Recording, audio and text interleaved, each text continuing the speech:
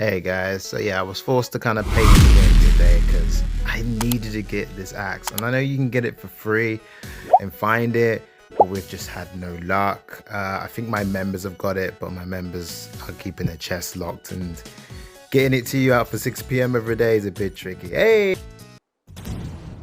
Two-handed weapons are the go-to weapon for berserkers. These weapons come with status effects, and you can use them wrong and die. Let me tell you about all the two-handed weapons in FrostborN.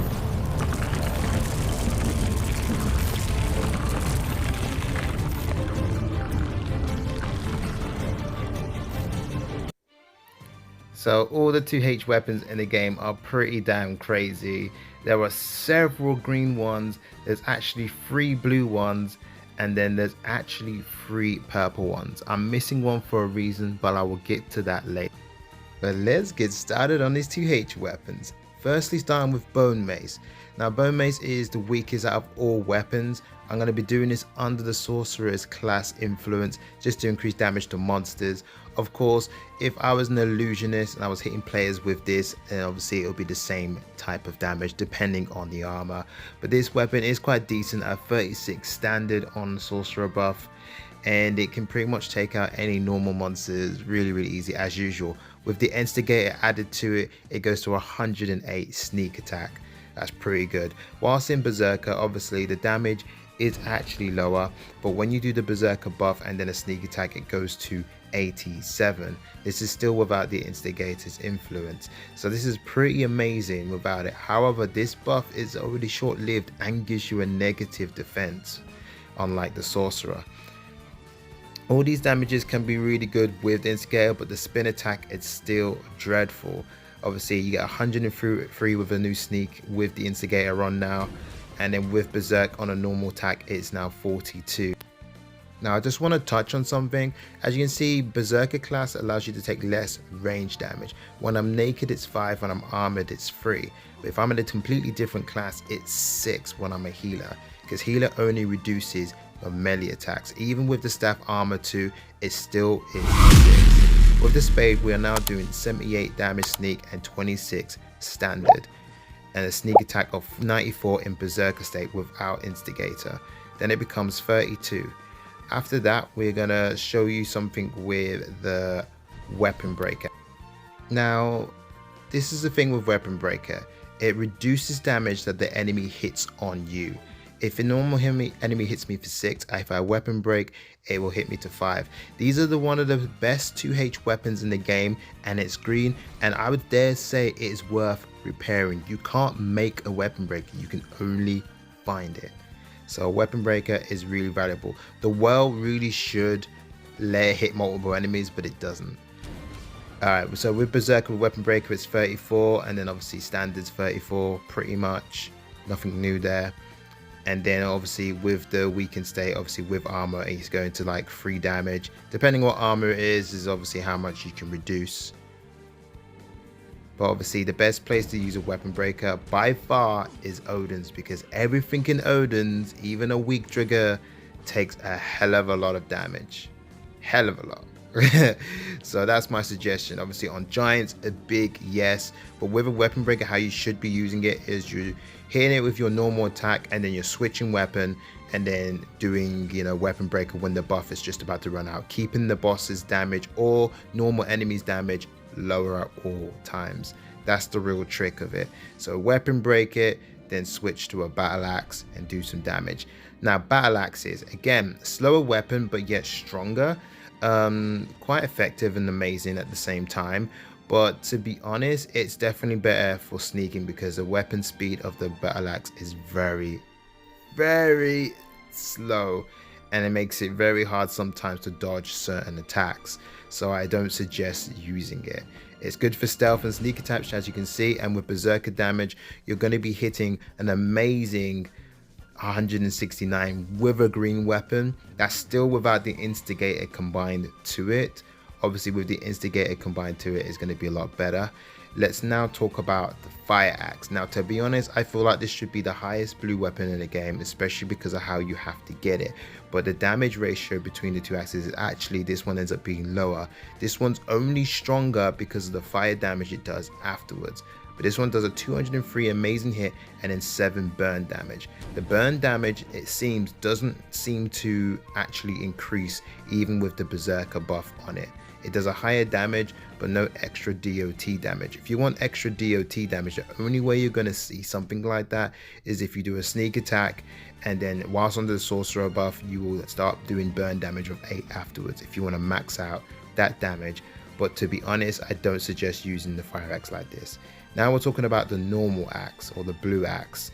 This weapon is now stronger and it does 252 sneak whilst under the sorcerer influence. Whilst doing berserker, obviously your damage is going to go up even more. If you're a berserker 2, I highly suggest this, and it will go to 263. Berserker 2, I can give you an estimate of 283, something like that. Obviously normal sneak is only 183 or 100 and something. So with the archers, of course, this is the best thing to do in Odin's with berserker, because the archers will destroy you, especially when you're doing naked most of the time. It's just too dangerous. Now we're talking about the Viren axe. The Viren axe is also an amazing weapon that can do considerably amount of damage. It's the strongest blue weapon in the series at a 238 sneak.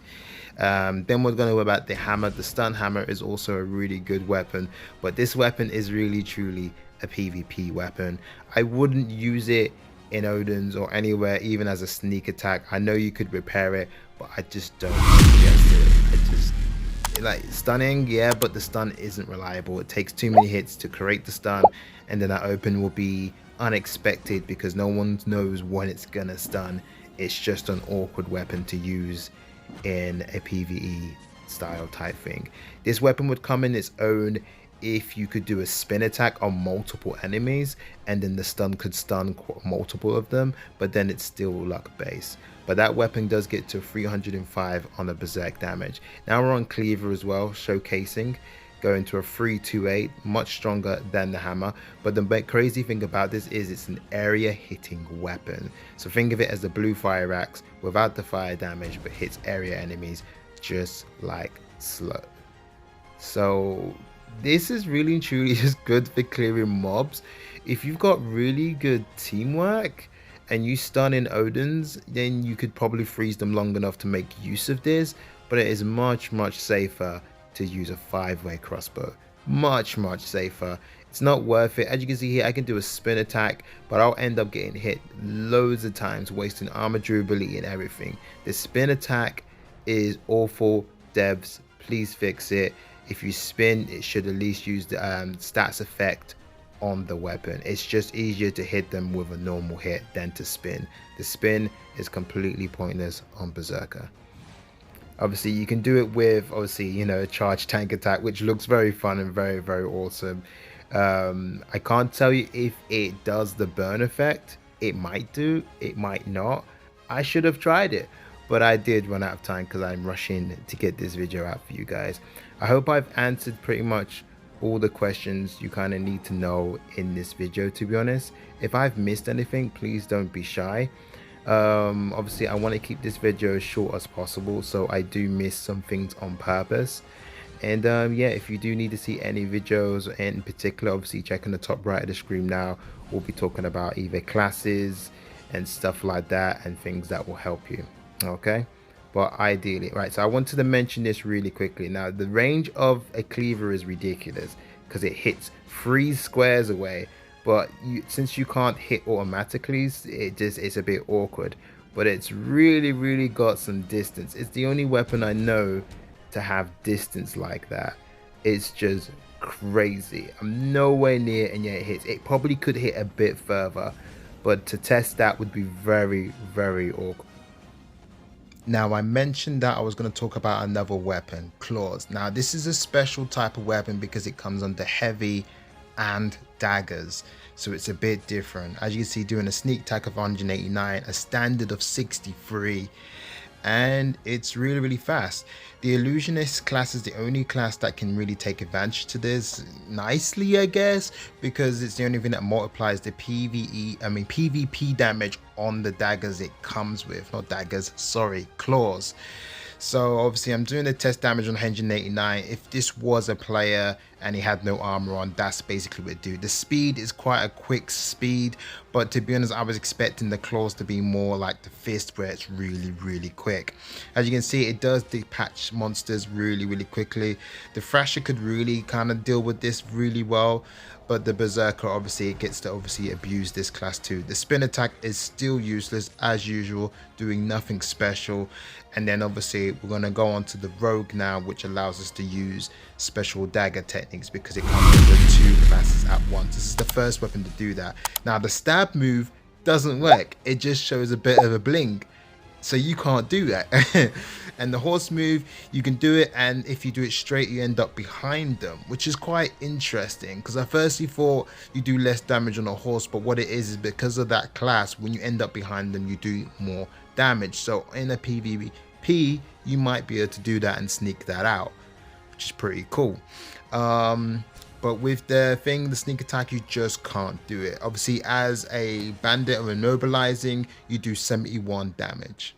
Alright guys, that's it. I hope this wasn't too long. I did try to keep this under 10 minutes, but heavy weapons have the biggest list in the game. I'll see you in the next one.